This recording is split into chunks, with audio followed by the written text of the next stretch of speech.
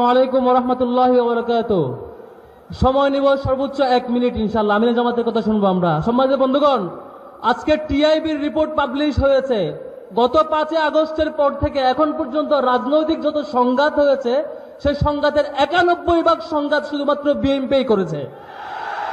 শুধু এইটা না, আপনার এখন পর্যন্ত গত জানুয়ারি পর্যন্ত হত্যাকাণ্ড করেছে 273 জন মানুষকে তারা খুন করেছে। তারা এই নির্বাচনের মাস ফেব্রুয়ারি মাস শুরু করেছে একজন নারীকে হত্যা দিয়ে, এবং গতকালকে ক্লাস 7 এর একটা শিক্ষার্থীকে, ক্লাস 7 এর কিশোরী, তাকে ধর্ষণ করেছে। এগুলো দিয়ে তারা প্রমাণ করতে চায় নির্বাচনের দিন তারা টুকটাক মারামারি করবে আর আপনারা ভয় পাবেন। আমরা কি ভয় পাবো? এই বাংলাদেশ যেখানে শাহজালালের জন্ম হয়েছে, আমরা আবারও শাহজালাল রূপে ফিরে আসবো ইনশাআল্লাহ। আগামী 12 তারিখ কেউ তালবাহানা করলে তিতুমিরের বাসার কাল্লা প্রত্যেকটা কেন্দ্রে কেন্দ্রে নির্মিত হবে ইনশাআল্লাহ। সম্মানিত বন্ধুগণ, কথা বেশি বলবো না। লাস্ট সেটি হচ্ছে, আমাদের এই পুরো সময় জুড়ে তারা একটা নব্য ফেসিবাদ কায়েম করার চেষ্টা করছে। যেখানে কোনো মিডিয়ার ভাইরা কোনো সংবাদ ফাঁস করে দেয়, তখনই তাকে চাকরিচ্যুতির হুমকি দেওয়া হয়।